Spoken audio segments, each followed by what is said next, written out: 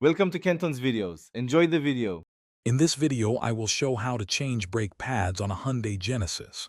First, let's ensure you have all the necessary tools ready. You'll need a jack stands, a lug wrench, and a C-clamp or piston compressor. Safety is paramount, so always wear appropriate eye protection and gloves. Before starting, park your vehicle on a flat, stable surface and engage the parking brake. Now let's get to removing the old pads.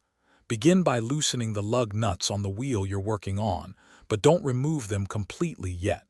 Safely lift your Genesis using a jack and secure it with jack stands. Once the vehicle is stable, remove the lug nuts and the wheel. Then, unbolt the caliper and carefully slide out the old brake pads from their housing. With the old pads out, it's time for the new ones. Use a C-clamp or a specialized piston compressor tool to gently push the caliper piston back into its bore. This creates space for the thicker new pads.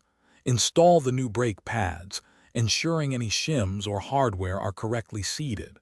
Finally, reattach the caliper, making sure to tighten the mounting bolts securely. To finish up, reinstall the wheel and hand-tighten the lug nuts. Lower your vehicle and then torque the lug nuts to your Hyundai's manufacturer specifications, typically around 80 to 95 foot-pounds, in a star pattern. Before driving, pump the brake pedal several times until it feels firm. This seats the new pads against the rotor. And speaking of reading, check out the description for a link to the new Kindle Paperwhite, along with other great deals you won't want to miss.